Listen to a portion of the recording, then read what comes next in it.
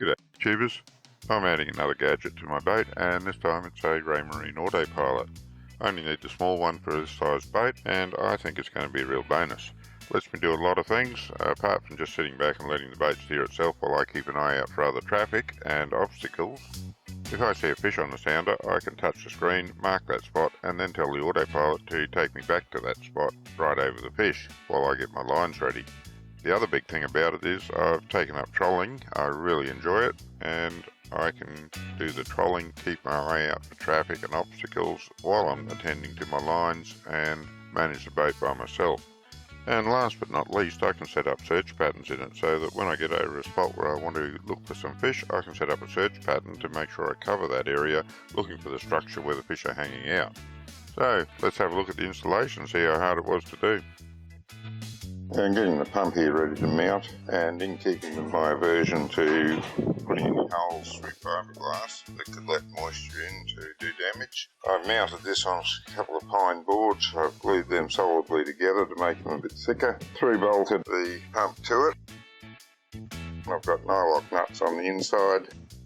I'm going to put plenty of sticker flex in those holes, so essentially the nylock nuts will be captive in place, held by the sticker flex. Hopefully the sticker flex won't hold on too tight to the threads if I need to get it out at any time. I might put a little bit of Vaseline or something just on the threads just to make sure the sticker flex doesn't stick to it too hard. It's going to stick to all that bottom piece of the wood, so it should hold it there quite firmly. And that's going to mount in under the seat right back beside the batteries. Down in on the floor there, right beside the batteries. I've already got a piece of board up there, held on with duct tape while the sticker flex dries. That's for putting some screws in to mount this actuator control unit. I took the cover here off the unit. Pretty simple, 2 screws there, tip it up, a couple of hooks go in where those holes are in the back, those rectangular holes. That's the hooks just there. Once you get it off, you can see these plugs here come out. We have one going to the motor here, one getting power in. There's a plus, a minus and a ground. Well, ground may as well be tied to minus because they're effectively the same thing here in my situation. Got a rudder for the rudder sensor to give feedback on the position of the rudder, which I don't have, so I won't be connecting that. And here is the Seatorque NG connector. It comes with this Seatorque NG with bare wire ends, so I'll be taking that and setting them all up in there. That's the next job. Take this plug out and connect the Seatorque NG to that. Now I've got the wires in this plug here now. It's pretty straightforward. They're all colour coded, as you can see, blue, white, black, red and clear. I'll stick that up in there about that far and make sure that the wires don't protrude out, which means I'm going to have to double them over in there, but that's fine. Just do a little half coil or something there to make them fit. That will hold them in there quite securely. I'll wire up the motor plug and the battery plug next. I won't be doing that one, so it can stay in there. The others can sit on the wires that I'm going to use, and I'll plug them in after I have this mounted, which I can't do until the sticker flex dries. Now, I just want to show you that as this comes from the factory, so there's a little bit of bare wire sticking out there. I don't like that. I like to have the insulation right up to the plug. I'm going to take some side cutters and snip off just the very end bit. And be careful when you're doing that. You don't want to spread these tiny bits of wire all through your carpet because you'll never get them out again. Just make sure it's nice and firmly twisted. Now it doesn't matter whether you go into A or B with the red one at this point, because it's all going to depend on how you connect your hydraulics up. And if it's back to front, I imagine, I haven't actually done this, but I imagine you just reverse these 2 wires if the motor direction goes back to front. Although I think I did see someone saying you could adjust it at the control on the dashboard as well. You could tell it to reverse the way it worked. But a few of those wires came loose. Give it another twist up and see if I can get them in without having any of them. That's better. Let's tighten that down. As always, when you're joining wires on a boat, This is not my preferred way of doing it, by the way, because it's open to corrosion, but always give them a good tug. Make sure they won't pull out, whether you're soldering them or putting them into a connector like that. Give them a real good tug and make sure they stay there. There's no good them coming out when you're out on the water. And this is a packet of goodies you get to connect the network up with. Got a couple of T-pieces for the C-Torque NG, a couple of terminators, a bus for the C-Torque NG, which I'm pretty sure I won't need, spare cable, power cable, which I've already got on, so I won't need that, and a backbone. So that's what I'll be running through the boat. Down to one of these might be all I need. One of these, the backbone, and possibly all I need given the state of the network I've got at the moment. So I'm looking to see where I can mount this sensor head. That's a good spot for it in there, nice and level, short run of cable, but there's not much room in behind here to get my hand up in there to put a backing board in. I have checked it, it does clear the throttle adequately. There will be a cord coming down and going through the wall there, but it'll still clear all right. So that's one spot, that's right out of the way of everything. Another spot is back up here. Not really too badly in the way, it sort of is a little bit in the way of these switches here, but it's not dramatically bad.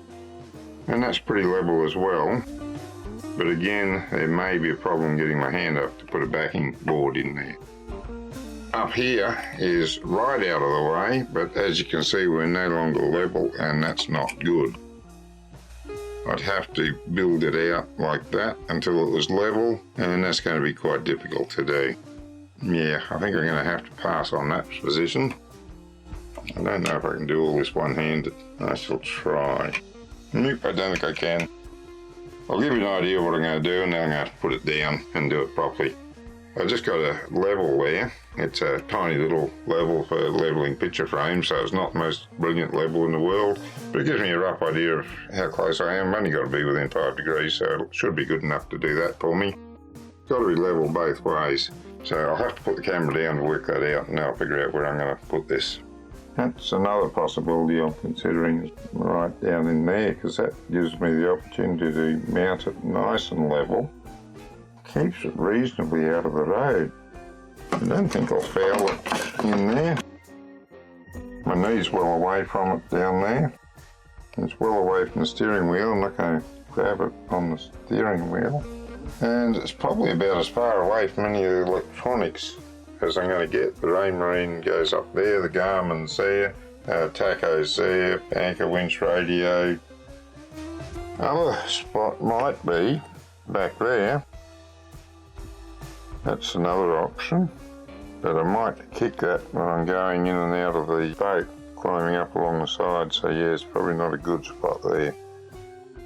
Now just point out that when I mark these holes, this is where the screw head slips through the large section on the bracket. I'll show you that in a minute. I drilled the holes there, which is 10 millimeters above that, and that is because the bracket here, oops, see if I can just balance it there so you can see. The head goes through here, but then the bracket slides up, or the screw slides up in the bracket, so that it's at the top there.